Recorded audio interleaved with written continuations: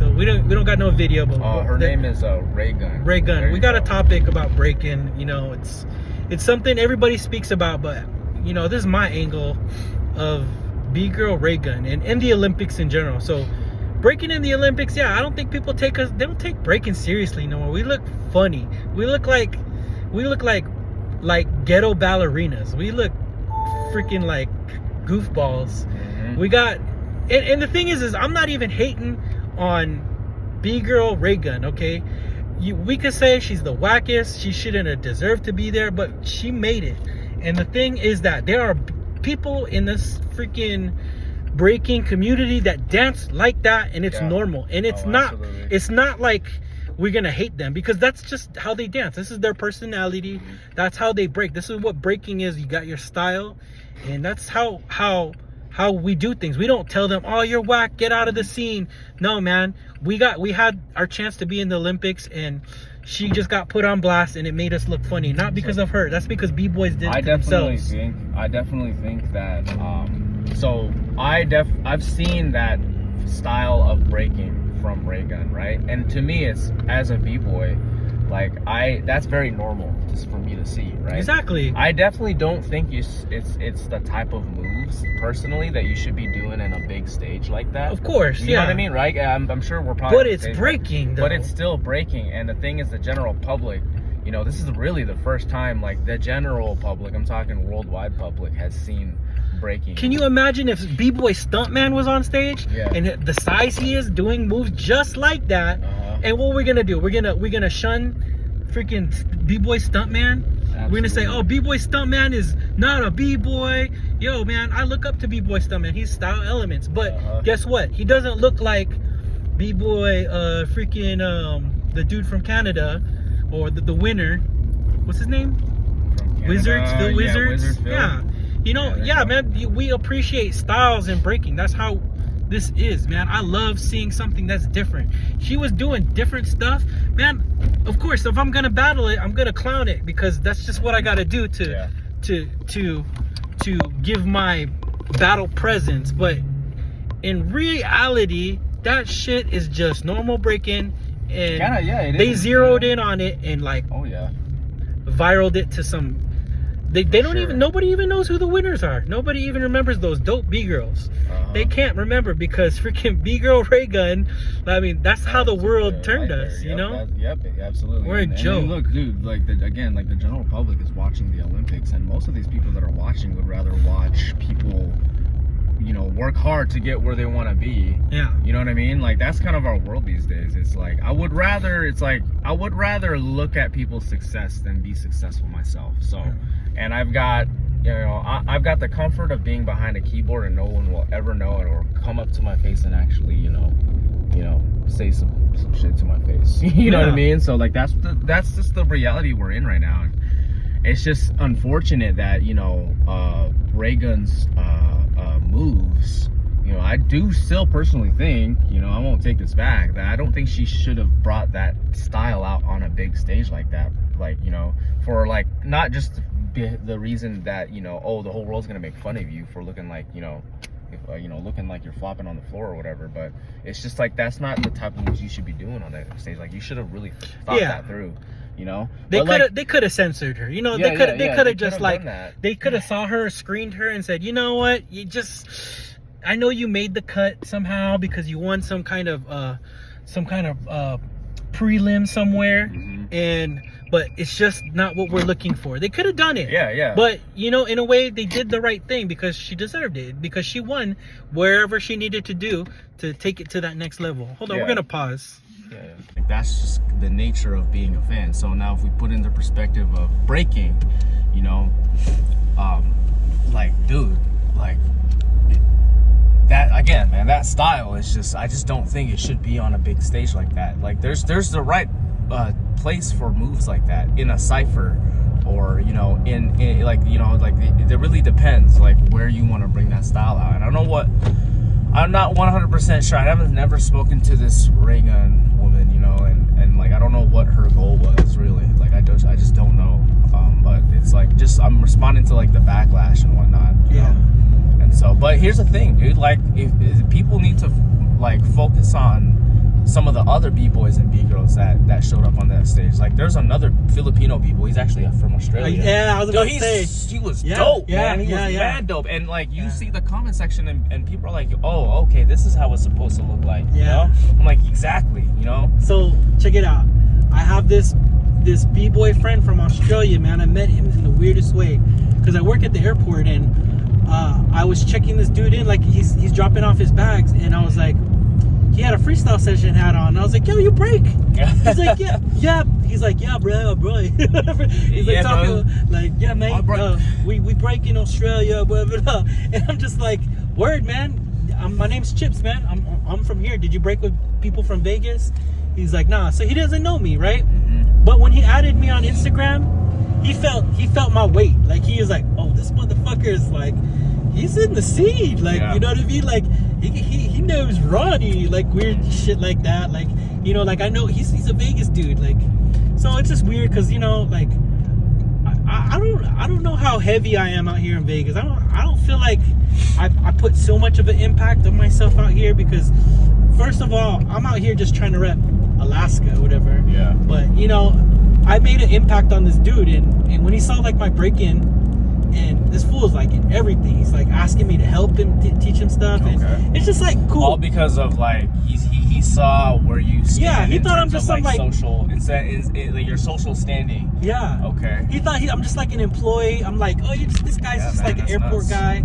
Like people, I saw another guy like that. But so this dude, this Australian dude, we talked about Ray Gun a little bit because she's from Australia too, and he hates her because it's like she represented us, you know, like what the heck. And you know, and I get it, you know what I mean, I get it from both sides, but all I'm trying to defend is breaking in general. I'm just trying to say that this is breaking, as raw as whatever. It's you can say it's got to look like Olympic, but breaking is gonna look how it's gonna look. Like when a kid just randomly goes out, it does something he never had no training. Guess what? That's breaking, man. It's not trained, but that's the feeling. That's how we feel all the time. Even when I don't even that I know how to break, I still go out with that mental. What did I just do? Yeah, I don't know. I know. Those are the best moments too, man. Like it's just when you go out and do a round and you just don't necessarily remember what you did, but it felt good and you got a good response from it. You know what I mean? That's what's breaking to me. It's not. When you're in the lab, it doesn't need to look like whatever the Olympics says it's supposed to look like. We're not meant to be like on some freaking weird stage and like have this like weird judging panel. I mean, like ever since like these new judging styles came out, it really defined how breaking shit. Because like when Dizzy came out with all this like judging systems and what we gotta be accountable for, like these, like what am I judging for? What category? What am I looking at? You know? So that's what that's what breaking kind of did to people. It messed up. You know, if you feel and vibe with somebody, that's what it is. And if you had the credentials to say it, this is why I liked him, it should be it. But now it's like, you know, well, you know, he did that one footwork move where he did this and he backed it up with that freeze and he executed it with this, and then he had his creative move. They have to have so much stuff. Like for me, all I gotta say is he was mad smooth. Yeah. He was smooth. It's simple. He had the business and he told it and he put it down. And when the other dude responded, it wasn't impactful. It didn't answer what his what he stated. He made a statement, the dude didn't answer back. That's it. So boom. I didn't have to sit there and break down technicality, and now they have a judge for technicality and somebody for like foundation. And they score points on each of these topics, correct? So like, and if somebody scores, say, honestly, I still don't necessarily understand how like the new judging system works. You know what I mean? And it's just whatever the people who are judging or the host or they'll go off of a judging system, because I have to either, when I did a jam, I'll have to pick it, or we have to figure out something. You know what I mean? And a lot of it is some shady business. Like people don't realize this, man. That sometimes if you don't know the judges and the judges don't know you, then you are not gonna win. I'm just saying it. Or your chances of winning are far lower. Unless like you're crazy, you gotta be like Ives. You gotta really be able to just like stand out. You have to have the presence. But if they don't know you, then guess what? You're not advancing past top 16. You're not going to prelims. Yeah. You'd have to really like go up to these judges and say, yo, I'm from here. I rep this. And I've been doing this long. You tell them. So, there's some things about the judging system, and that's advice for b-boys nowadays. You need to go out and talk to your judges. But that's for judging system and what it did to the Olympics. What I'm going back to the topic is like, I feel like that's why the Olympics looks fucking retarded to me, man. It's like, okay, no, I'm not gonna say like all the b-boys were retarded. I'm taking away from them right now. I didn't mean to. But what I'm trying to say is that the way breaking is supposed to be, whatever that means, is it's just, it made us look foolish, because now we also look like a bunch of like you said, acrobatic monkeys. Like what would you say? We're like ghetto gymnasts or something. Yeah, we look like ghetto ballerinas. Ghetto ballerinas, man. Yeah, we can spin long and fast on our heads, on our elbows, our wrists, and we could throw ourselves up and catch on the other hand and do it again. I mean, man, we got kids that can do that now, and they're programmed to do that. But I'm just saying, there's some essence of breaking that is like lost. And absolutely, we man. lost it. I was gonna say, like, with the new judging system. So I mean, I'm as you know, I've been out of the loop with the whole b-boy world, but like, I'm trying to be trying to respond like organically from my own standpoint. Like, how it seems like it's the whole judging system that has like totally transformed from what we were used to. You know, I understand there's like a level of fairness that needs to be established, and that's probably why they came up with like a judging system like that, so that anybody can just like, even somebody who doesn't necessarily, it's just a spectator, can be like, so how did you judge this? What did you use? What type of system did you use to judge? And so like, these are like the foundational topics of like, execution, blah blah blah, whatever it is that they look at. They want to be advanced. They want to be advanced. For us, man, for me, it's like, this guy just made me feel differently about the way he did. He like, it really, I think at the end of the day, it was just kind of like judge's preference, maybe. I can't really put a word to it, but it's like, overall, this b-boy right here, even though, the b-boy that he battled, b-boy big girl that he battled did air flares and head spins and hit everything, all their power moves. It's just, this guy had this story to tell, you know what I mean? And that's when I'm like judging like a battle or something, like, that's something that I'm looking for. If we're just judging, if we're just having a jam, 1v1, whatever it is, and we're just putting these guys up to battle each other, best overall, it's like, what am I looking for? Dude, honestly, I'm looking to see if he's dancing to music and what type of story he's kind of drawing for me, because the thing is, dude, anybody can hit air flares, but like, you can still hit air flares and head spins and this and that and paint a picture too, you know what I mean? It really all depends, but it's like, I can't necessarily tell you, this guy's technicality or execution was better than his, therefore he wins. I can't do that. You know what I mean? I can't say like, he executed his moves right, but it's like, what the overall picture though, like, yes, he's great at this, he's great at that, like, but did he paint that picture, that picture that I'm like kind of looking for? You know what I mean? So it is all preference, really. At the end of the day, man, like, a judge is, I do believe that a judge should like kind of go off of preference at the end of the day. Here's a funny thing though. Do you think that, like, when you talk to the judge, can it give you a bias? Like, it's just absolutely, like, man. So like, that's what I'm trying to say. That you have to talk to the judges, man. If you don't do it, they won't know you. They're not going to remember you. So that's very important. So like, if are you saying like, okay, if I were, just for example, right? Let's just say I join a battle or a jam tomorrow. Like, do you strongly suggest that I should go up to the judge and ask them what exactly they're looking for? Anything, to build rapport. Like, you just have to be able to just rapport, I would just, like, for me, because I haven't been breaking in so long, nobody knows me no more, man. I'm nobody. man. So if I go up to a judge and be like, yo, man, what's up, man? I respect you. I know who you are. I seen you do this, man. And like, man, I've been doing this. And I just want to let you know, man, my name is Chips. I'm from Alaska. You know, I've been breaking from Alaska. And these are my mentors. I've been doing it this many years, bro. And I've been looking up to you. And I learned something from you. Boom. Yeah. Build rapport. What do you think that judge is gonna do? Like, okay. This guy from off the bat, like I didn't know who the hell he is. He's nobody, but hey, he's gonna watch you. I like that. Yeah, I'm gonna watch you. I'm gonna see what you're about, because like you now have some sort of you built rapport and you've tied my name into your dancing. So people don't know this, man. Yeah. It's real. I learned it from somebody. I don't know if I should name drop, but look at this fool. Dodge, man, you're full. Yeah, anyway, sorry. So, what I was saying though, like, yeah, man, judges, that's what you gotta do.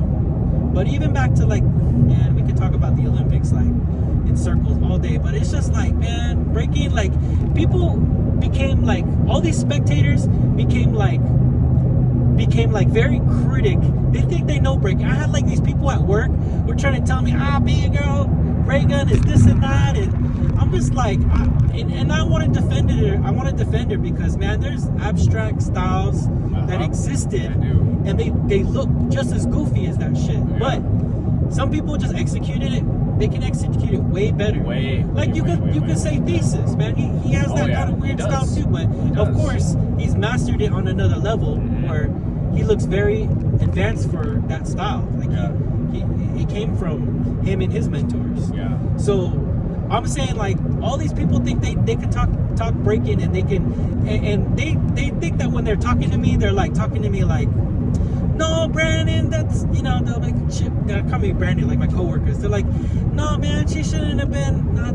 That girl was whack, blah blah blah. Yeah. And to me, all I can say is it's breaking. That's what breaking. You go to a jam, you're gonna see fucking kids do that stuff. Yeah. And they're gonna dress even weirder, man. They're not gonna have a tracksuit. They're gonna be like clothes with holes in it, and like weird hairstyles, putting their legs over their head, and they're still doing that.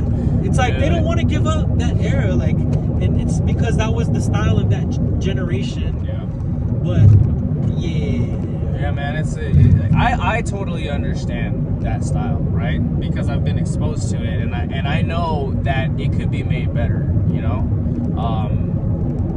again, this is just my opinion, but it's like I just do feel like what Raygun did could have been made better, and you know, you kind of put it into words. You're like, Thesis is really a good example, really. Yeah. Like that man does the really essentially he has the same style, but the way his details and he's far more what's the word? Detail oriented. You know what I mean? So, but again, I just feel like that style, like at least the way she did it, just you know, shouldn't have been on that stage now. Because no one's gonna understand it, man. You know what I mean? No one's gonna truly understand that. Especially these people that don't know. They don't know breaking, man. They don't know. They don't. People don't fucking understand it. I'll be 100% honest though. 100%. I did not watch the fucking breaking Olympics. I saw like a battle here or two. Yeah. I just couldn't, man. It's like it hurts because I know what's gonna happen, and this is why I'm gonna tell you. I was the same way. I didn't actually turn it on, and be like, I got my popcorn set up and stuff. No, I just saw like, I definitely saw. Yeah, I saw like the final battle. It was what's his name, man? The Korean guy, Canadian Korean, the Wizard. Yeah. And then it was the indie battle, man. I think his name's Jethro, the black dude. Okay. He's nasty. That guy's good, man. You know what I'm talking about? Yeah, I do. I like him. To be honest, like I watched him, and I'm like, yo, hey, that man's older than me. You know? Yeah. I kind of learned that. I never knew this guy. I never seen him. Cool. But when he was in the Olympics and I saw him, I was like, yo, yeah, this is the style we're missing. This is it right here. Yeah. So I think his name's Jethro. Okay. So he was sick, man. Yeah. I enjoyed watching that style. Yeah. But, you know who I really thoroughly enjoyed too was Victor Montalva. Yeah, man. I very much so enjoyed. You know, I entered a jam with him, right? Did you? Dude, so freaking, I entered a jam. We got second place against Havoc Coro, bro. Nice. And it was weird because I gave him a weird pep talk. because I don't think he like had like he's never been like flown out before, and we kind of flew him out to win. He was like our secret weapon, man. Oh yeah. You know, we were just a bunch of OGs, and we had the freshest fucking kid. No, man, he was like the freshest shit on our team. Like, he was our secret weapon, like the bazooka, something like, you know. And we went out to Colorado, and his mentor hit him up and says, "Yo, we're gonna go to Colorado. You want to go?" And he goes, and this fool was late. He almost missed his flight, and my homie schooled him up. He was like, "Yo, man, you gotta know that when a promoter or somebody is giving you a free ticket, bro, you gotta be on time. You can't fucking fuck around. This is your future here." You know, he schooled him up on that, and I felt like I put my 2 cents in too. I was like, "Yo, you ready?" I was like telling him, "This is like, you know, don't be nervous." Like, I don't know if it was. I'm pretty sure it wasn't his first jam, but I'm definitely senior to him, huh? When was this? This was like, man, it was a silverback jam, so I won money regardless. Okay. It was weird, you know. I was probably one of the weakest links, to be honest. It had to do with just like mental preparation, you know. But I did okay, but I wanted to blow up in a certain way, and it didn't come out the way I wanted to. So, anyways, Victor enters with us, and just like Havoc Coral, man, they got something, but they knew they couldn't. Nobody could handle Victor's rounds. We still had some OGs that had some fire behind it, but we ended up losing. But you know, we got respect from Havoc Coral. Yeah, we got respect, period, at the jam. So, you know, I have history, and I ran into Victor again. He came out in Vegas for a jam, and it was a Red Bull, and it was, I think, in a casino, and Ives was in it, and I went up to him and I was like, "Yo, you remember me, bro?" He's like, "Yeah, man, I do, man." So I felt cool because it was like important for me to like know that, yo, man, I'm your OG. I was there with you.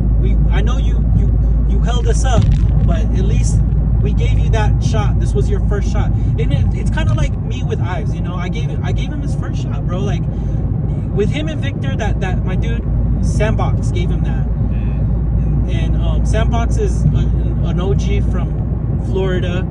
He's from Orlando, Kissimmee, and that's where he's from too.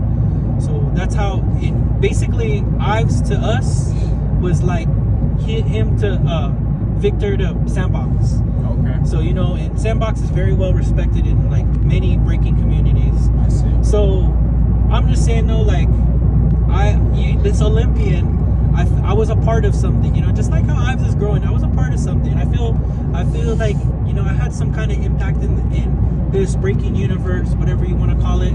But yeah, man, like a pioneer. That's cool that you saw him and you liked him on the stage, and yeah, no, I thoroughly enjoyed, like, his movement is so, like, how do I explain it, man? It's crispy, it's man. Sharp. Like, yeah, it's so crispy, sharp, dude. And he knows what to do next. Yeah. And he knows how to execute. And then when he makes an execute, like he executes a move, he continues with a little bit more, you know, and he gets up with confidence. He's got it down. Like, I love that, dude. I just love that, that performance that shows just that, right? Just like domineering alpha, you know what I mean? I want to point something out about it. You know, he has that.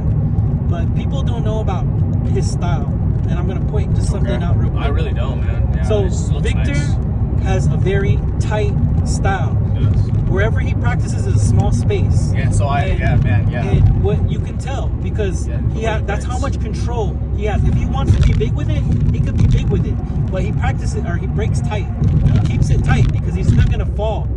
You know, and it's very rare he'll fall. He's like on that rocks right mentality. Like he never messes up, man. He can always. So I noticed with his power, I was actually studying a video that he had. It was just some jam. I don't know where it was at, maybe China or something like that. But I was kind of like studying the way he moves, you know. And this is after watching him at the Olympics and stuff, which I feel like is the pinnacle of who he is. Yeah. And I noticed, right, his power moves are in a small, tight circle. Yeah. Even though the moves look huge, and yes, maybe like he might find himself here or here, but like the general like radius of where he's keeping his moves in doesn't move as much. Check it out. This is a combo he does. He does like this, like flare, 2000 windmill flare, like UFO, like he can combo that halo, and it's all tight. It's all very tight. It's not gonna go nowhere. If it does, he brings it back. I saw him do. Have you seen the way he does air flares too? Yeah. They're like the very low ones. Yeah. Like, I saw him do. He just like I think I don't know what he did. He was doing his typical power moves, the halo flare. It's kind of like and Vic. then It's like goes Vic from Alaska's air flare. Yes. So low, but the guy's doing multiple of them. Yeah. And this guy's got like very good control. But I saw him just throw himself into these really low air flares after doing like a backspin. Yeah. And he's just doing these super low. He does like 5 of them in a row and then goes back to head spin and then pops up to a freeze. 90 or something. And the guy's radius right? did not move. Yeah. I'm like, this is like high class control. You know what I mean? So that I feel like, dude, that's, I don't know if he teaches that, but I just feel like, the guy should be teaching that to some of these younger. I'm sure he talks kids, about that stuff in his workshops or whatever. I've not been on the strip in so long, man. This is the strip, man. But breaking, with him, there was no. To be honest, let's go back to. I was saying I didn't watch the Olympics because it was to me, and it was gonna be hurtful in some kind of way. Like it was gonna be embarrassing. Like something was gonna happen, and I didn't want to be represent. Like I was weirdly ashamed of it. And another thing is, man, if people don't remember what Ken Swift said, do you know what Ken Swift said about the Olympics? No, not at all. He said it doesn't belong there, man. I agree with that. He says he said this, man, in the 90s. He was like, these people don't understand us. And he has this break life mentality, break life, man. That's his stuff. And it's just because he lived it, man. He lived as basically a b-boy as a career, straight up through it all. You know what I mean? And not all of us can take it that way. And he's the legend he is. So he was able to be blessed to just break and spread what he had. But he said this. He said man, they don't. It's a lot deeper than what I can remember. He was he was basically talking about, they need this, but it's they're not ready for it, man. And it's maybe look, they canceled it. It's not going in LA, and that's crazy because they canceled it and they're not ready, man. There's something. What do you think of that? Them canceling it? I never heard about that. There's something behind it. I think it had to do something with what was it I can't. It's something. I think it has to do with politics. They couldn't. But it's crazy because LA is it LA where they're doing the next Olympics here? Yeah, it is LA. And I mean, hey, look, from the get go, I never thought that breaking should have been Olympics because of Ken Swift's. Because he said that too. You remember? Well, I mean, this is my first time hearing about this. Yeah. Okay, I just don't think the general public understand. At least from what I've experienced as a b-boy and stuff, I just don't think the general public understands some of the styles and some of the moves and they just don't understand. You know what I mean? And I just feel b-boy, even Red Bull is it's at least Red Bull was created by mostly by b-boys. You know what I mean? Yeah.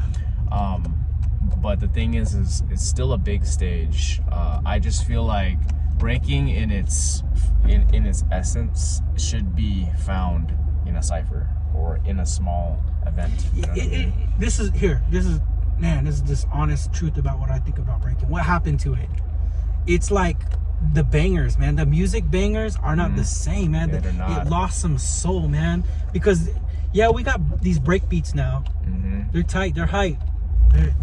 But they don't have the soul, man. Something it's missing. It's got a little bit of that electronic flair to it now, Whereas the beats that I'm used to has that Afro influence. You know what I mean? That deep beat that you can feel inside of you. You know what I mean? Whereas now it's just I'm just it's too much, high BPM.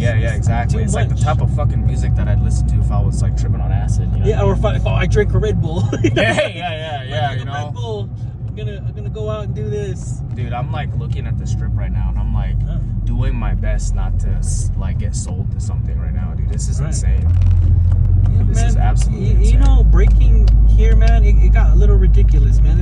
There used to be shows right here, really? Planet Hollywood. There were hitters. Nice. That hitter style, man. They were all up here, and then something happened. I guess liability, and they made like little circles for them. Like they can't leave the circle because people were getting hurt, and motherfuckers were thinking that's a career, man. And I'm not dogging on it. I remember that shit, bro. Like I remember freaking back in the day, like 10 plus years ago when I was over here. Billy was like a hitter or something like that, right? Yeah, he was getting down in there, you know, because Harry was a hitter. Harry, my boy Harry, originally from he's from STO.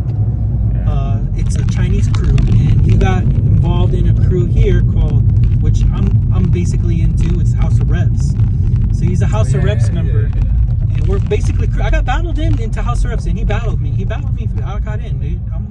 I had to call those motherfuckers out because they were just fucking sitting around like we're talking about battling me in, but they didn't initiate me. So I had to stand up to them. I was like, "We gonna fucking do this?" And I fucking called them out. it was like the hardest shit I felt. But even though I didn't perform good, I wasn't like in my tip top. I battled House of Reps. I called them all out, and you know, I went till I was gassed out, and it was good. But Harry, what was it saying about Harry? Hitter. Yeah, he was hitting in Cali, and he was all about it. Like he's in Venice Beach, he knows like Flea and all them. And I was like, man, that's a rough life, man. You guys are some real time hustlers. Like you guys are just like out there. And oh man, that sounds like I'm talking so much shit about hitters, but it's that lifestyle, man. And it was a way. What I want my kids to make money. What I want my kids doing it? Hell no. What I want my kids doing performances with breaking, heck yes, man. I would promote that on the streets with all these kind of crazy people that, you know, could get yourself like, I mean, that, and on top of that, when hitters get hurt, man, they don't got insurance. They're done, man. They're gonna be the announcer. They're done. They're gonna be the guy that's like, hey, everybody, gather around. And again, it sounds like I'm talking shit, but it's just like, is it a reality that they face on a daily basis? It's just like they're actually like face that they're being honest about, right? Right. They got to be honest about those type of things, man. Because you can lose your leg tomorrow, and ain't nobody giving a shit about you. Exactly. So the next topic I want to talk about is like retirement. Like, back in the day, in the freshest kids, guys were saying like, official retirement for a b-boy was like 16, 18. I'm like, what the heck, man? Those are your prime years. Freshest kids. Yeah, they said they were saying that, and they were retiring early. But if you saw those b-boys, they were I think they were called like the Street Masters, which were there was the two crews. It was Rocksteady split into two. That's the story of it so far that I can remember. But anyways, these fools, the dude was like, we the freshest kids. He was like a bodybuilder, man. He retired, like, you know, when he retired, this fool like yoked, like super freaking huge, dude. And I think he's a bodybuilder. I think I know his name. I can't say it, but it's like b-boy track, something like that. But anyways, this dude, they retired, man, and they know when you're in retirement, you got to realize that like you did your part for the scene, man, and just you could leave it at that, or you can judge and do workshops, you know. But as far as like, man, thinking you're like you're in the competition phase, and man, just retire, bro. Just like, you know, people say mean things about Pacquiao, like, because he's old. They're like, man, he just need to retire already, you know. But he's still fresh, you know what I mean? He is, man. He brings the crowd still, dude. Like, that's something people do not understand. It's like at the end of the day, yes, this is a business, and the fact that he is old is even a much more of a seller. He's not injured. He's not injured, people right? like lose their ACL or whatever. Yeah. Like your meniscus is like 50% your gone. Your rotator cuff, your wrist. So retirement in the b-boy community. I mean, look, dude, like it has to start. First of all, like how do you think they can go around providing some form of like health coverage, not even necessarily insurance for, you know, these type of athletes. You know what I mean? You know, and that's something as an adult that we have to like realize. Mean, check it out, dude. Like, for the most part, health insurance, for the most part these days, you can find very affordable health insurance. Right. You know what I mean? Like, yeah, probably not to the extent of how much I pay. Yeah. You know what I mean? But like, you could find health insurance, and you could also work a part-time job and pay for health insurance. That's what I did. That's how I got my surgery. Yeah, man. So it's like, I got a part-time job with a union, and that gave me the benefit to like get a surgery, which was supposed to cost like over like $80,000, and I only paid like less than like less than it was just super cheap, dude. Yeah. So there's many ways to go about it. I just feel like, well, so many b-boys just do not understand, you know, like, if you do want to take dancing seriously to the caliber of you know, going on these huge stages and whatnot that can possibly, you know, hopefully at least make you break even, you know what I mean? Like, it's not a bad idea to invest in health insurance. No, very much so affordable health insurance too. Because, dude, what are people just like open market health insurance costs these days? It's like $50 a month or something like that, right? Shoot. Dude, what is $50 these days? Like, what is it about $50? What in 30 days? That's in your future. How are you not able to hold on to $50 and you know, invest in health coverage? Like, that just doesn't make sense in my mind. So it's very easy. You know what I mean? Yeah. And dude, like, I don't know if you see what we see right now. Yeah, that's the sphere. Yeah. Tripped out looking, huh? That's insane. It's crazy. I'm gonna zoom in. The zoom didn't work very well. No, but what was I saying? Yeah, health insurance, man, and that's the thing about, you know, you could be this b-boy, you could be the dopest, but when you don't have those things aligned as an adult, you don't got your insurance, man. I'm sorry, bro. Frankly, dude, like, in a lot of ways, man, too. I feel like some of these like big name competitions should require that. You know what I mean? Wow, yeah. You see what I'm saying? So like, let's talk about Red Bull. That's kind of the thing I can think of right now. It's like, okay, before you can I'm sure they have something to sign for sure. Okay, yeah. You know, they got waivers. Yeah, that and Red Bull for true. But at the same token, it's like, for instance, some of these guys are like sponsored by like some big brands now and stuff. Yeah. Like, maybe that's how they get health coverage too. Maybe, you know what I mean? I don't know, but like, just for you know, young individual, in his teen years, he's obviously very good. You know what I mean? I feel like as soon as it should just be like off the rip, man. As soon as you become an adult, like, you must invest in your own health insurance. You know what I mean? And I'm sure, man. Like, some of these big name competitions and stuff, like Red Bull and whatever, and these like sponsors. I'm sure they have something in line in terms of health coverage, man. Like, but the thing is like, some of this health coverage is like, you know, it just has to be able to benefit the individual who's being covered. And they're not, man. That's the thing about the break life, man. You're really just like some kind of freelance, like a dude trying to advertise for yourself. In a lot of ways, you're your own fan in a way. You're kind of like somebody who sells paintings in a way, man. Yeah. Right? Yeah. But your paintings are obviously like your moves. And so you're trying to find where the most publicity is. Right. Which are like these big name jams and stuff like that, or competitions or whatever you want to call them now. It's like, I'm really just a painter trying to sell my paintings, you know? Yeah. And so, who wants to buy? Who wants to buy? Who's gonna keep watching me on YouTube? And you know, another thing I want to touch on, man, is like, how are these b-boys being monetized on, and when their content, you know, their artwork is being shown online? Like, is there are these b-boys getting properly monetized? That's weird. With royalties? That's crazy, because people be like, okay, Junk Korean rock, man.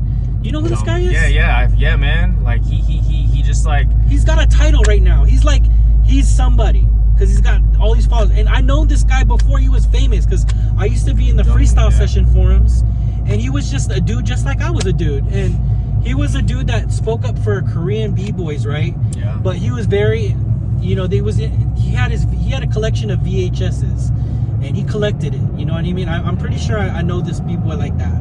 Like, he was a big fan of breaking. Like, he's just like, he can't do it, but he grew up. His probably best friend was good at it, and he did it. He probably tried it, and you know, he could probably top rock. You know what I mean? I'm guessing. I don't know junk rock. He knows who I am because he steals fucking footage from me. This motherfucker.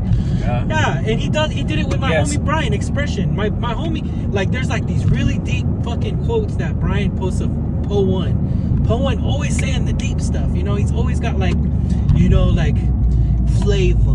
Yo, that clip is like hard. It's like, let me tell you about flavor. Then you got B-Boy Wicked straight ripping that off and scratching on it, and it's like, man, hey, that's dude, what the hell, man? Give props to Brian, bro. Yo, we're people from Alaska making content. Like, we're B-Boys too, bro. We know what we're doing. We're not just like everybody, like, we got treated like we're just some boondocks b-boys that, like, you know, that's why I didn't get very along with like Pacific Northwest b-boys, because they treated us like we were just some boondock b-boys. We were biters. We don't know what to do. Like we didn't know what we're doing. I'm like, yo, my fucking cousin is B-girl Jessifix, boy, like full. Oh, how's she doing, man? She's an adult, man. She's a mommy. She's Mama Fex. Mama Fex. Yeah, she's doing great, man. She's doing. I always try to keep up with my cousin, but I'm saying though, man. I'm saying, like, hey, look, it's like in the world of hip hop in general, bro. Sampling is like the thing these days, or it's always been like that. It's man, like, it's like you could at least like. Damn, have you ever thought of it that though? Like, it's like, dude, these b-boys are like, it's all samples, bro. That's what breaking is. Well, no, they're exposed on YouTube, man. Like, and it's like, are these b-boys okay with that? Like, you know what I mean? Like, if you look into like other sports, man, bro, like, you can't necessarily like, what do you call that? You can't copyright or something. Well, you can't just watch someone play basketball without somehow paying for it. Yeah. You can't necessarily just like try to interview some NBA player without paying them some way. You know what I mean? Yeah. And like, it's like, dude, again, like I said earlier, a b-boy essentially is just a painter trying to sell his paintings. Yeah. And it's like, dude, like, someone's coming by to my art gallery, taking pictures of my painting and posting it online. You know what I mean? And it's a way for them to get out. You know what I mean? That's how people. Okay. That's how they that's how they get reached out. Like, as far as like outreach and like it's like advertising. I guess you could say it's free. But sometimes people get that viral. Their video will get viral. Guess what? That dancer didn't get shit. Yeah, I'm saying. I'm trying to say that. It's like, dude, this dancer here got like very much so viral. Our algorithm was in his favor. And the thing is this fucking dancer is still like broke as shit and not getting anything out of it, you know. And it's kind of like with like music, you know. Like, that's the reason why I feel like the music in breaking right now is the way it is, because like so much copyright has been. Yeah, no, that's exactly why. That's why Red Bull can't play music. Yeah, so I figured, man. I figured. So it's like, yeah, dude, if you're gonna play freaking Sharon Jones and the Dap Kings, dude, I'm pretty sure you saw my video. I'm pretty sure if she fucking heard, you know, her song being played at Red Bull, she's gonna fucking come out and sue somebody. You know what I mean? Like, it's the same thing in a lot of ways. Some people will do that, but you know what, But the thing is, bro, the general b-boy, I'm gonna be honest, it's just not necessarily like they're not smart like that, man. Like, who do you know of any b-boy that's tried, at least like looked at every angle and said, okay, I'm not doing this. I've already looked at every angle, but I'm not doing this because like it's just the route to it is intuitive. You know what I mean? Sounds like some entitled like actor or something. Hey, look, dude, I'm just saying, man. Yeah, I'm just saying, like.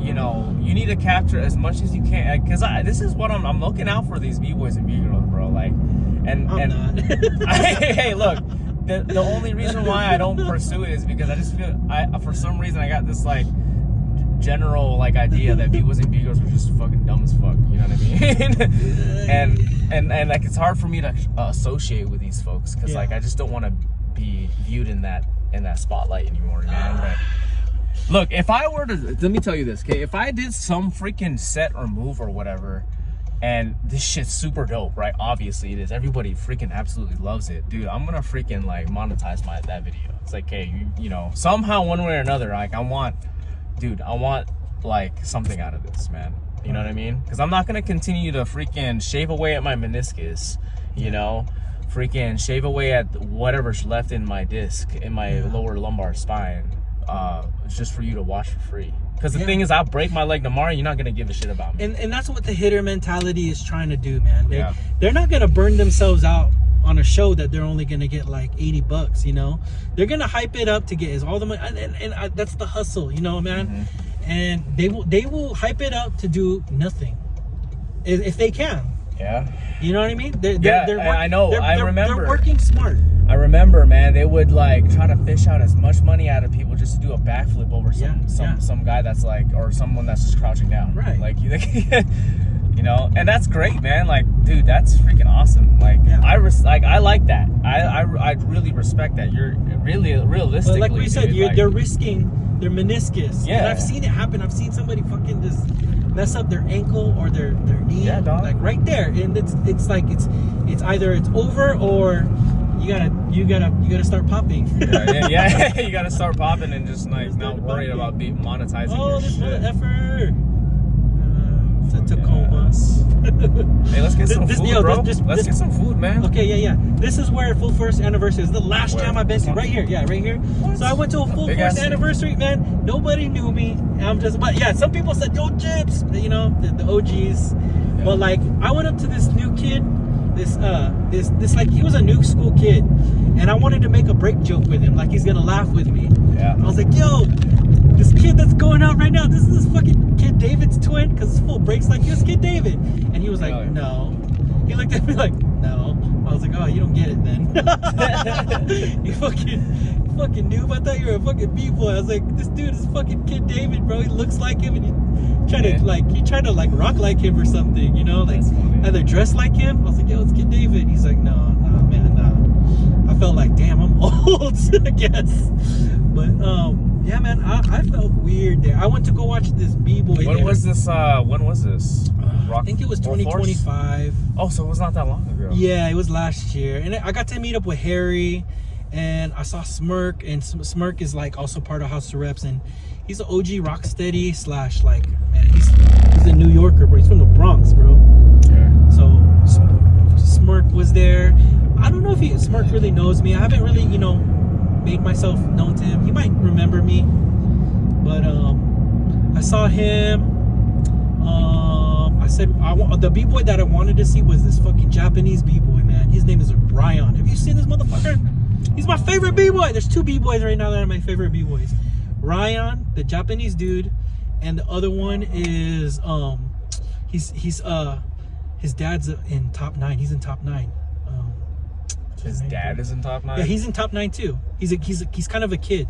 He's kind of a kid. He's a little white Russian kid. I can't say his name right now. This is our Tony Top Rock is his dad. Tony Top Rock.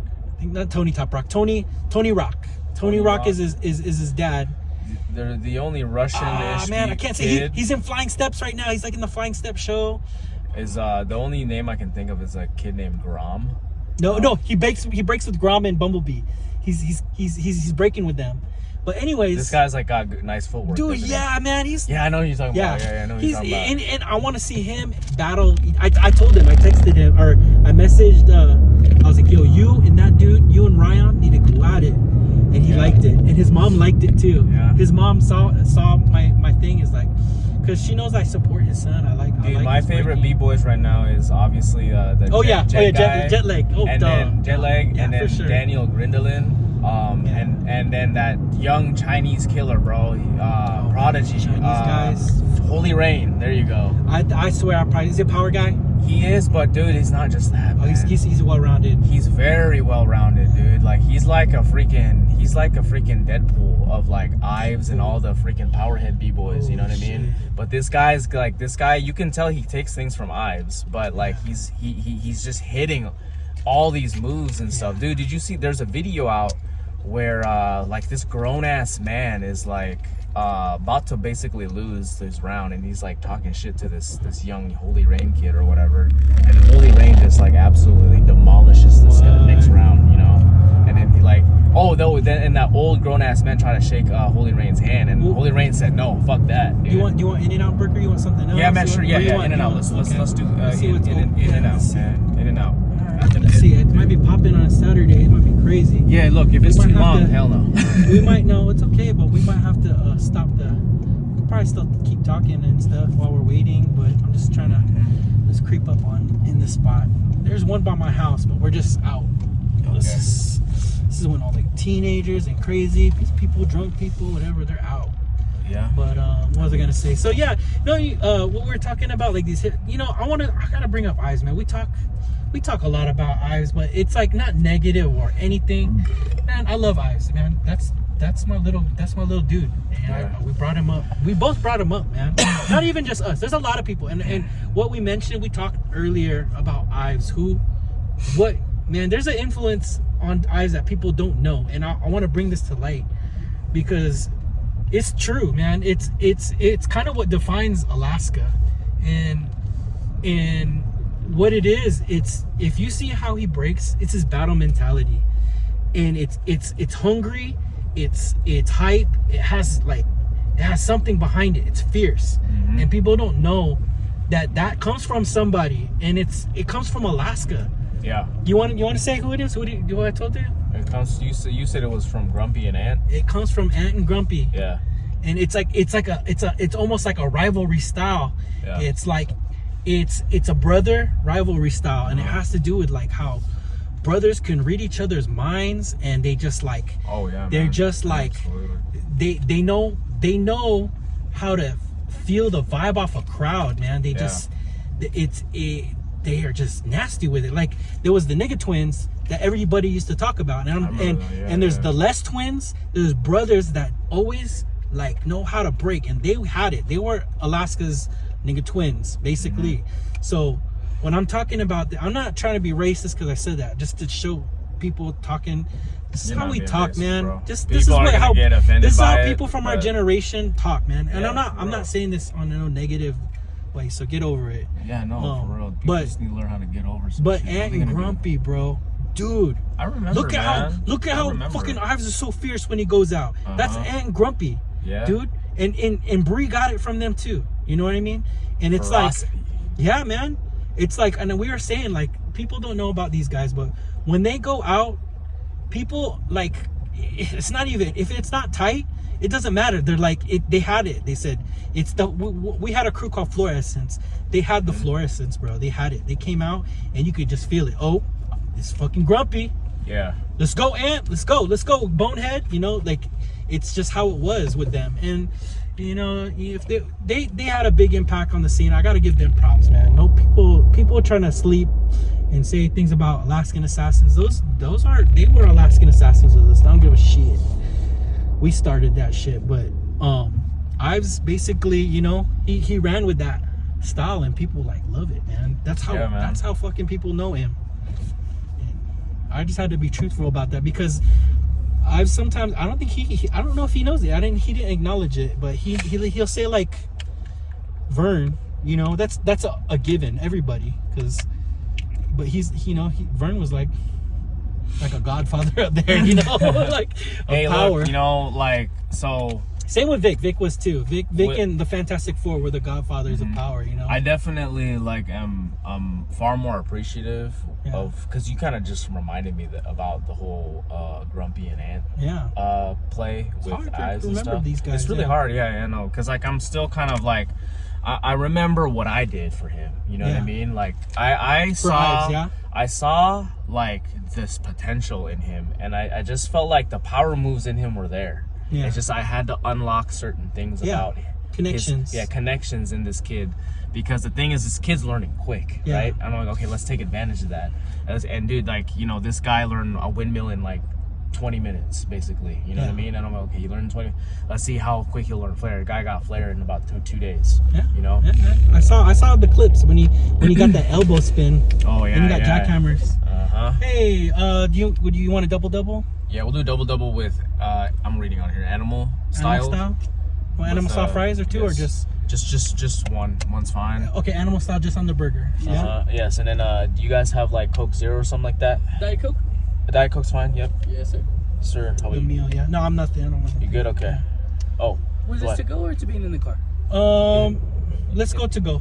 Yeah, to go. Yeah, we're just gonna take it home. Double animal style French fry and a medium Diet Coke to go. Yeah. Sir. So it'll be 11.16, and you'll pay at that first one. Fantastic. Yep.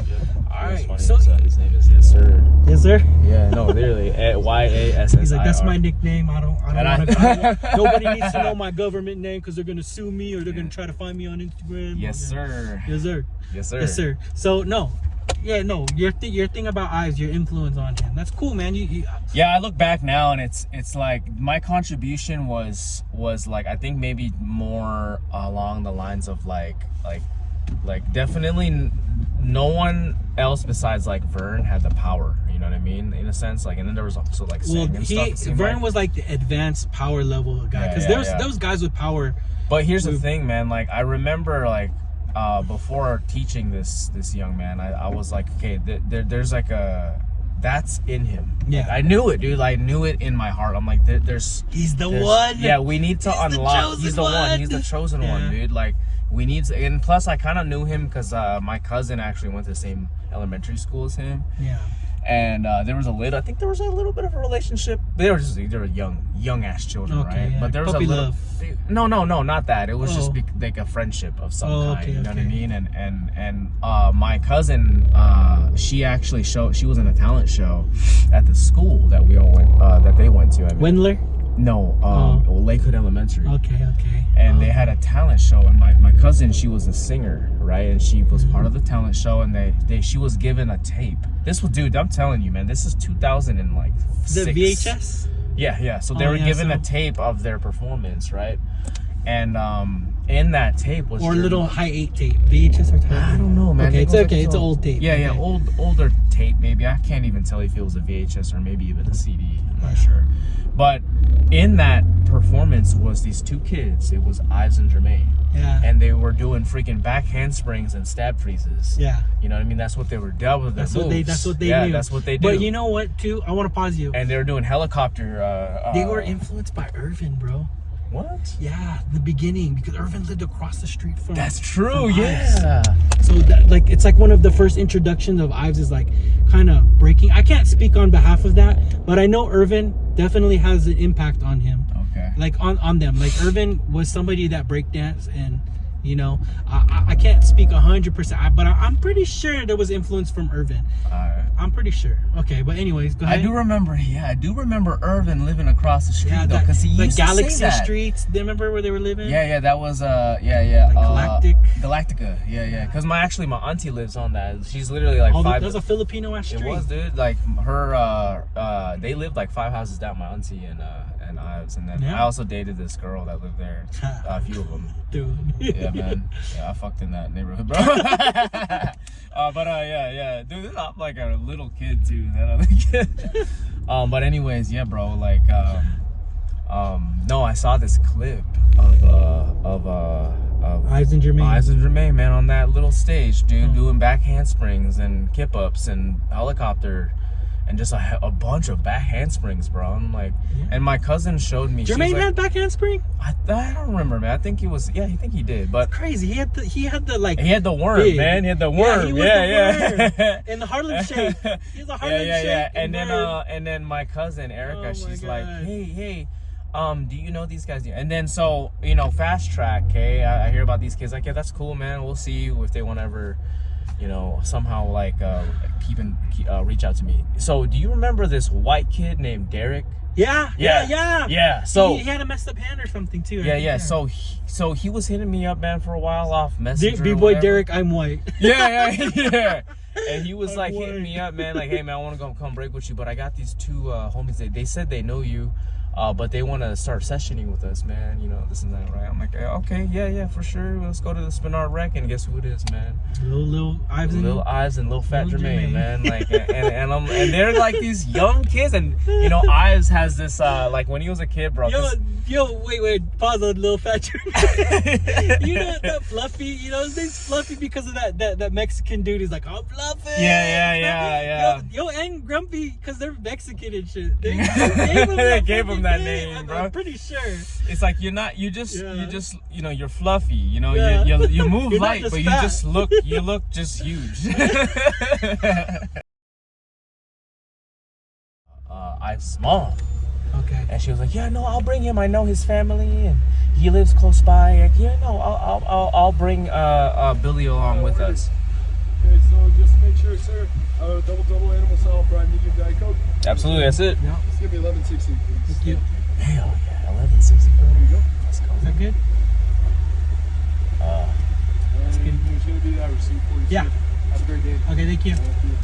So mom, it was Ives' mom, Ives, and a friend of him named CJ Harris. Okay, black kid. I remember this, man. I sat in like that seat over there with his mom driving. Ives was in the middle and CJ was in the side. And okay, these are young ass babies basically. Yeah, okay, and they're his mom is playing like, you know, music from back in that era, you know, like freaking Nelly and stuff. And I just remember like him and his homie just like cursing and singing along to these songs, man. Wow. And I was just sitting right there like this, man, like, yo, these kids are mad weird, bro. And then Ives kept like coming up to me and picking at my ear or something like that. Like as a little kid. And I think he was picking on me too a little bit because I was fat. I never got to see that side of him. I heard he's a little bully. Kinda, man. Would you like any ketchup? You want ketchup? Yeah, ketchup, please. But I like he knows how to pick on somebody. Like I heard you. Check it out, man. Like, so Fast Track, obviously. Okay. Derek, you know, these two young ass kids, they're only like 13 years old or whatever at the time. And dude, like I look back and I'm like, I look at like their personalities now compared to who they were when they were children, man. Like they were so pure. Jermaine was always a smiley, laughable kid. And that's who still is that. Yeah, he still is that. And you know, Ives, man, yo, this Ives kid, when I first, you know, when Derek brought him over to the Spinnard Rec freaking 20 years ago now, this kid was like on a mission, man. He would just look like and be like, kind of, yeah, my name's Ives, yeah. I'm Jeremy Ives. Yeah, I'm here to do windmills. B-boy striking. Yeah. Not yet, no. Yeah, not yet. And he was just this kid that kind of like would, like, you try to talk to him, bro. He wouldn't make eye contact, but he was just like tough and stoic. Yeah. You know, it's a kid that's like literally half my height. Yeah. And I'm like, okay. Hey, like, can you do a windmill?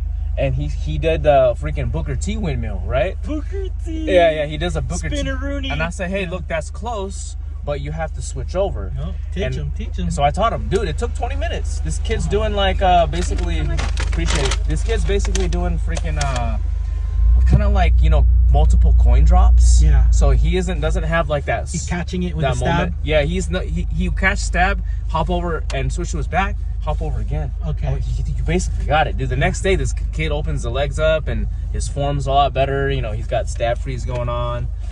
So, you think he remembers that? Yo, yeah, I think so. Maybe. That's cool. You know? Yeah, man, he gave you the shout out. Yeah, man. And then, you know, at the time, it was like maybe 2008, 2000. Yeah, my dad was still around, and then, you know, my dad passed away. I go to the Philippines for a freaking long ass time, and I remember teaching him like halos, turtle, what do you call that move, man? Cricket. Yeah. I'm teaching him flare, how to start head spin. And he was already, I remember that jam he threw for me. It was him and I that I think teamed up. But then when I left for the Philippines, there was like another jam at your jam, and he entered a one-on-one. At my jam? At your the lab? Yeah. Okay. And dude, so I'm in the Philippines, right? I'm doing my best to try and get some like internet service. Can't find it anywhere. And I finally get internet service and I see this video on YouTube. This kid's freaking hitting a flare 1.5 and stuff like that. Yeah, I remember he kind of got 1.5. He got 1.5. This took nothing but like a month or two. Yeah. And this kid's already comboing all his freaking power moves, man. I'm like, whoa. Dude, I knew it, man. I knew this kid, like, just, he had it in him. He had that hunger and that, because like that first day, bro, he walked in with a purpose, man. He was like, I'm here to freaking like, I'm here to learn power moves, and I just need somebody to mentor me. That's basically what he was saying, just without saying it. I'm gonna tell you about how my perception of him when I first met him. Little hungry kid. He's like, how can I be an Alaskan assassin? Yeah. So, I'm like, hey, son, look. you're gonna have to have a b-boy name. How about b-boy chives? Like, I'm just messing with him. Like, and like man, hey, b-boy knives. Like, I'm just totally like messing with him. You want to know the story behind the name Icy Ives? Come on, go. Alright, I don't know if I ever told you, but I give him that name, bro. Okay. So, he would come over, and he was like, so, because it was around the time you were trying, because he took that shit to heart, man. What? Like, because you told him he needs a name. And he's like, dude, Chip said I need a name, man. So he did, it did mention, like, it stuck around. He probably didn't say it to you, but he'd go home to me and be like, dog, Chip said I need a name, man. You know? And he's like, so fixated on it. And so I'm like, hey, man. You know, we started coming up with some shit, right? And then all of a sudden, we on Messenger. So he would log on to my Messenger. Facebook Messenger? Yeah. Oh, no. And he had a picture of an thing of ice.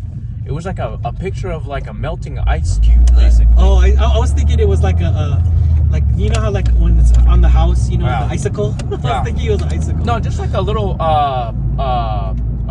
clip art, like cartoonish little. It had like eyes on it. It was sad because it was an ice cube that was melting. Okay. It was this profile picture on the Messenger, and I was like, "What is this? Are you Icy Ives?" You know, and I was like, "Yo, that's a dope name. Actually, you should call yourself that." But he was also going by Striker at one point. Yeah. You remember that? So I forget where the name Striker came from, to be honest with you. But like I think I already came up with that Icy Ives name before he came up with Striker, because he didn't really like the word name Icy Ives for whatever reason, man. He had his own reasons, right? Yeah. And so I said, hey man, I really like that name Icy Ives. Like, I think it should be it, but it's up to you. And so he would bounce back from like just Ives to Striker to then he would call himself Icy Ives at a jam, see what type of feedback he'd get. You know what I mean? And then like go back to Striker, just go back to calling himself Ives. Yeah. You know, and then eventually, man, here we are now. I think that guy like freaking like put a copyright on that name now. You know what I mean? Okay. And so I don't know, man. Like, I just thought it was a perfect name because, hey, bro, you're from Alaska, icy, and honestly, just started with a little freaking MSN Messenger photo of a little cartoon pic of a ice block melting, and it was sad. Yeah. And I just said, Icy Ives. So, what are you, Icy Ives? Yeah. You know? So, yeah, he was like, can I be an Alaskan assassin? So, my whole perception of him was like this hungry kid, and you got a lot to learn. You know, I'm just like, it ain't it right now. You're not ready for me yet. You know what I mean? Like, I'm not ready to take you yet. Yeah. Right? And I think he knew it. And I don't know if it made him sad or whatever. Mm-hmm. Because I like. No, absolutely. It made him like mad and hungry. Because I was like, I'm not gonna just let you be a little crew hopper, man. I'm not gonna let you just think you can join what's it called, Ant and Grumpy, and then you think that you graduate and be in my crew. No way, man. Like, you gonna earn something, man. This is a stars and stripes. You gotta earn it, man. You gotta earn your belt, you know. And so what happened is, I think I'm gonna honestly say he got jealous. I don't know, because I was looking at another kid, and as far as talent, like I'm saying, like I saw a kid that was I saw a kid better than him, and it motivated him. You know who it was? Come on, he knows. He'll know when he hears this. Tip of my tongue. B-boy Patrick. Patrick, yes, Patrick. I was gonna say his name, man. You. Floor Essence. Yeah. Junior. He was the. Hey, look, I remember, dude. I remember. Okay. So when when Patrick Juan started coming up, so it was at the rec, we were sessioning and stuff, and we did like a bracket style mini battle, and it was, I think it was Jermaine, Ives, myself, Patrick, maybe like some other people that we did this like little bracket style one-on-one. And it ended up being Patrick made it to the finals, okay? And some reason, man, freaking Ives' like attitude changed about that, you know? And dude, it was, guess what it was, who he had to face was the winner of a battle between Ives and myself. Okay, this was at the Spin Art Rec years ago, right? And Ives is, man, he's struggling with emotion right now. Okay, he's absolutely struggling with emotion. He's like, dude, I cannot lose against Grim. Like, I want to go and battle Patrick. Basically, it's like what I was getting from this kid. And dude, I like somehow beat him. Like, I beat Ives, and I don't want to say like I just beat him too. I think I probably like smoked him. You know what I mean? And I think it's because eyes like flopped or something, right? Yeah. And I was just in Ives' face and stuff, you know? Yeah.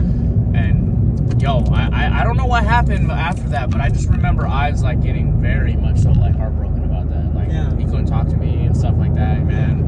And I ended up being Patrick and I going to the little final. Okay, this is a little freaking like practice bracket we're doing at Seminar, right? And so ended up being me and versus Patrick. I ended up winning the whole thing, but it was just like, I just remember that, bro. It's like there was that tension. It wasn't bad tension, right? But it was just, I obviously knew that Patrick was better than him. You know what I mean? And like, and that fucking lit some shit up. In Ives' heart. You know what I mean? It made him hungry. Yeah, it made him hungry. Hey, I look back now, I'm like, yo, these are like very, very crucial moments. Stepping stones to stepping stones, and like this is a healthy level of competition. You know what I mean? Very healthy. So yeah, I mean, like, did I help manufacture Bill Ives in a way? Yeah, man. I could say, like, I mean, it was bigger than that. I feel like I manufactured the scene for breaking in Alaska. It's just how it was. I had the dream, I did it. I take it too, man. I lived it and I did it. Like, it was, you know, like, I wanted to leave it for somebody, and I left it. I guess it's in their hands now, and I mean, it's what it is. It is what it is, man. Look, man. Breaking is Ives is coming is kind of coming up, you know, in terms of OG. You know, he's kind of thinking about that as well. Like, I mean, he's 30 now, something. Yeah, 30. Yeah. Yo. Also, you got to take into account, he's the youngest of 4 brothers. You know what I mean? Oh yeah, for sure. Yeah. And like, you know, you ever hear about like it's always the youngest brother that succeeds? You know what I mean? Like, you ever watch? He's a baby, but he's like. You ever watch? You're gonna learn from our mistakes, little brother. Yeah. So like, you're gonna like, we're here to make all the mistakes that you need, like that you will do, or you will see, and not actually like, you know, commit. Yeah. Kind of reminds you ever watch like Ball in the Family, like that LeVar Ball, the you know, the Alonzo Ball. You never watch that, man? Dude, you see it everywhere. Like, it's always like that, the youngest. For some reason, succeeds far quicker and far more than their older siblings. You know? Right. Actually, earlier, man, you know, when you're disciplining your son, I realized, I'm like, you know what's crazy? Like, you got 3 sons, you know? I was actually thinking, I'm actually a huge fan. It's gonna be 4. Oh, yeah? She's pregnant right now. Yeah, no, I know she's pregnant, but you it's just a boy. forgot. Yeah, it's another boy. Yeah. No, I never knew you were a boy, though. Man, look at you, man. Blessed, pulling out all these boys, bro. Hell yeah. One of the girl, but no, it's blessed. It is a blessing, for sure. Yo, so it just kind of gave me, you like, so LeVar Ball, he's the dad, right? He's the patriarch. Yeah. He's mad hard on his sons, like, you know, like when you look at it, he's hard, but he's hard for a reason. You know what I mean? You gotta get these boys right. Right. But yeah, I'm just saying that because, like, you saw that? I saw that, man. Hell yeah, I saw that. I was like, yo, this is like, I'm a hard ass, man, and I don't know if I got it from my dad, because my dad wasn't he was hard on me, but it's a different kind of hard. my dad was a really lax guy, but if he saw me slipping, he's gonna get pissed at me. You know what I mean? And I'm gonna feel the wrath.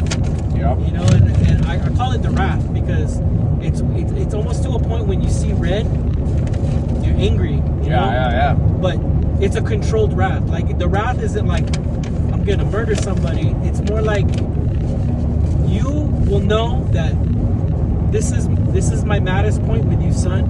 Yeah. And this is not where I like to be. I don't want to be in this position. But you got to know this level. If you don't know this level of seriousness, then you know you're not gonna be serious about anything. You're not gonna grow up right. So that's how I am. I don't know where I got it from, to be honest. It kind of comes from my dad.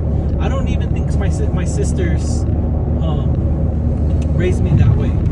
To be honest, I gotta deep dive and like think where I got that from. But I'm hard, but I do it to all my best friends. Like, you know, it sounds like I'm clowning, but I'm hard on people, and I almost use it as a motivation tool.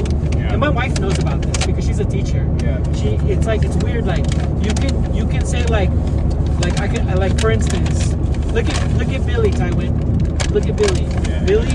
Billy was my student, and you know I had to do this to him so that way he's not gonna be hard-headed. You know, and he had to learn, and I made him learn it, and you know what I mean. And when he sees that, yeah, you know, no, I definitely like was on the same page with you with that, man. Like I knew it was like this was a moment of teaching, and I feel like because of my just because of my presence can totally like support, I guess, his influence. Yeah, go ahead. Like, no, like. I knew what you were doing there, basically. I was on the same page with you. You know what I mean? Like, you know, you've probably had these lectures with your son, like, you know, on numerous occasions, right? But like, I'm there as like kind of like a prop in a sense. Not I don't want to say like no, man, you're my validation. Yeah, there you go, validation. Yeah, you're my stamp of authenticity. Exactly. Yeah, man. Like these are receipts. My son, receipt, yeah. You know? My son don't believe me. He doesn't know. You don't know who I am. But no, I think that's very impactful for a young boy. Like, you know, my dad not just saying this stuff. You know, this is one of his friends, and his friends is agreeing and everything. So it's like, okay, then yeah, my dad's actually legit. I almost thought you were making this stuff up. I was like, I did. I do that? No, dude, everything I said, bro, I don't bullshit, bro. Yeah, you know? That's crazy. Everything I said was true, was facts, and I think I think it was like a right time to say that. You know what I mean? I'm still trying to learn, like, you know, how much your son knows and everything. He's 9. And so like, okay, I understand like not all kids are like going to understand like our context and our ability to like, you know, tie words together. So I'm trying to get to his level, you know what I mean? So right now, dude, I'm just trying to study like how you speak to him so that I can like speak to him as well in a way that he can understand. And then like, you know, you are kind of using like more advanced words with him. Like, okay, I can use those type of words. Maybe, you know what I mean? Maybe I'm too advanced because my wife be telling me like, he doesn't know that. Okay, you gotta talk like small. Like, it's like I'm always like I'm talking to him like he's 13. Bro, he's a sponge though. Like dude, if my son is my son's 3, man. He's same as your son, right? Yeah. Dude, if for some reason I feel like he was able to comprehend a certain word I said that he's probably never heard before, dude, it's like, oh, he understood that word. Okay, we're gonna keep using that damn word then, you know? Yeah. Like, you know, like so. I can't wait for you to for our sons to kind of like interact, man. Like I want you to meet this young man, bro. Like, and my daughter as well. My daughter, bro, she making even though she's hard, man. Like she's really hard. She's making me work for my money, bro. But like I want you to meet these. That's why I want a daughter, bro. Man. I want to see. I'm interested on how that will change me as a father. Yo, I will tell you. So what it did for me, I don't know, man. I think this is a little extreme, bro. But like my viewpoint with how I used to view women, you know, is a little different now, man. Yeah, it really is, bro. Like man, it's like like, I understand, like, the nature, like, the nature of women a little bit more, because I'm seeing day to day, like, a very pure version of that, you know, with my daughter. Super emotional, okay? Right. There's way more emotion involved, bro. It's like this type of emotion that, like, you don't necessarily, or you've never really been aware of. For me, I didn't think I was aware of this about myself, like, there's emotion. And how in tune I am. You know, I feel like maybe I lost a little bit of that. But yeah, no, man, my daughter was born, and like, you know, so me to give you an example, like, for example, when my daughter, like, asks for a kiss and a hug, man, she's like very, like, she means it. You know, man, she looks at me and she looks at me and she just wants that a kiss. And I'm like, man, I give her as much affection as I possibly fucking could, bro. Like, I give her that, and I just like, and then where's my son, bro? I'll be like, hey, son, give me a kiss. He's just like, you know, like just like off to the side, okay. And then I was like, love you, son. And he just like runs off, like, son, what do you say back? He's like, love you. Yeah, my boys kind of like that too. Yeah, you see what I'm saying? They know how to, it's like a push fucking me chore. away. You know, it's like a fucking chore to my son. You know. Whereas, like, my daughter actually seeks it. She seeks that, like, that security and that protection. You know what I mean? It's beautiful, man. Yeah, man. No, it really is, dude. Seriously, like, it's like, yo, this is. You don't understand until you have a daughter, bro. Yeah. Bro. It's so hard to explain. It's one of those things I cannot explain, man. Like, that's why I stopped with porn, bro. I stopped with a lot of, like, gluttonous things. Like, so, like, my self-control is far better. You know, I'm not necessarily like 100, like, super duper focused on, like, freaking dating and stuff like that. Like, you know what I mean? I don't know why. Like, it's just like I that cup is already filled. Yeah. In my eyes, you know, it really is. I can go rest of my life without sex. So I'm being honest, man. Like, no lie. Like, I had to tell myself this. Like, dude, do I want to have? Not really. Like, yeah, sure, why not? I'm still freaking a man, but it's like, I've just kind of told myself, man, like, yeah, I can fucking go the rest of my life without fucking. It's like a holy vibe, bro. It's holy, it is, bro. It's so holy. It's so, like, it's something to do with God. You make a pact with with yourself, and it's like. And I think so. My church, they said it's called, like, it's fasting. It's like a fasting, man. Yeah, man. Yeah, and you do it to show. It's like showing God that you're, like, you can hold a pact with yourself, you know. But that's what my church said, and that's what you just reminded me of, and yeah, man, that's deep, man. It's good to do that fasting, to limit yourself from temptations. Like, you know, just feeling hungry. Like, right now, like, I didn't order no food, you know. I'm on a fast, and I gotta stick with it because my health is at risk, and it's motivating me, and if I'm bringing it into, like, my Christian point of view now, like God knows that this is better for me. Like, you know, it's like I'm trying to learn something right now, what God's trying to teach me. Like, you know, I can't just pray to God and say, please make me healthy. No, I gotta put my work into it. You know, He wants me to do it. So I'm just trying to fast. I'm trying to control, just like how you're doing your thing. Yeah, man. Yeah, like, look, bro, I think it all starts with diet, bro. I still fast now, like, with the goals that I got is a little different. I have, like, I'm, like, trying to pack on a bunch of muscle as I possibly could, but I did make a promise to myself, like, man, I'm gonna stay as lean as I could. You know, if I want to try and pack muscle, man, like, yes, I will, like, do it while still staying lean. You know what I mean? And so, but yeah, man, no, like, dude, real talk, like, yeah, bro. We covered a lot of shit. Yeah, that was a good drive. We talked so much earlier, but, you know, we can just cut it, and we can cut it here. Just say peace out to everybody. Like, we dropped a lot of names, and it's nothing hard. This is just, like, history, and it might not be your guys' history, but, like, it had to do, like, you know, we experienced these things, and you guys might not have experienced it, but just the things that we talked about as adults now.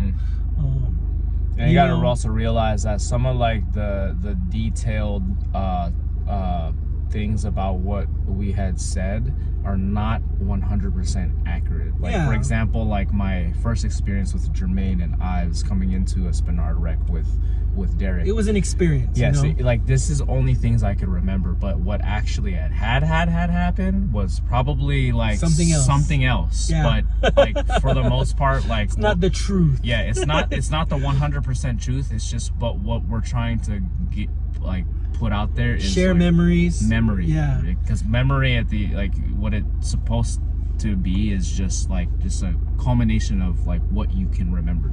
Yeah, it's not exactly what happened. You know what I mean? So like, the thing is like, you know, maybe Jermaine had a different experience. Yeah. You know, he might have something totally different. But you don't remember maybe. You just like I don't remember some things. Yeah. So. But yeah, that was it. You know, man, we just want to share that. We'll put it up online. Just to see if people vibe off that, man. You remember this? Like, and just talking about the Olympics was just something I had to get off my chest. Like, as much as I can talk about it, because I made a 1 minute, 2 minute clip of nothing. So I felt like I covered as much as I wanted to say about that topic. But this is my boy Grim, man. He I don't know what you want to go by now. Grim the Reaper, Reaper Customs, whatever. Reaper Customs, man. Hey, that's another thing I wanted to talk to you. Go before we close it off. Reaper Customs is actually it's kind of what do you call that? A branch off on my LLC with cars and stuff, basically. Cool. So like I don't know where it's gonna lead to. It's a venture. It's just a little venture, but I was doing a lot of fabrication. Yeah. I was doing a lot of like ingenuity, painting, restoration. I remember I rebuilt my dad's Honda CRV. Oh, you told me. It's kind of like that kind of influenced the Reaper Customs. You know what I mean? But eventually, like I think like in my retirement years, I want to have like a custom shop. So yeah. So that was Reaper Customs, aka bboy Grim from back in the day. Yeah. I went by Chips back in the day. Yeah, I think a name that I kind of go by these days is actually Billy V. Billy V. Yeah, Sergeant V. As they call me under me. I have a name that I just don't want you to already remember me no more, man. I'm the ghost, man. Yeah. I'm from the past, and that's where I live. I'm not new anymore, man. This is just I'm somebody that exists in the spirit world now. So you don't know me, I might not ever, but those are the memories of the past, guys. Have a good night.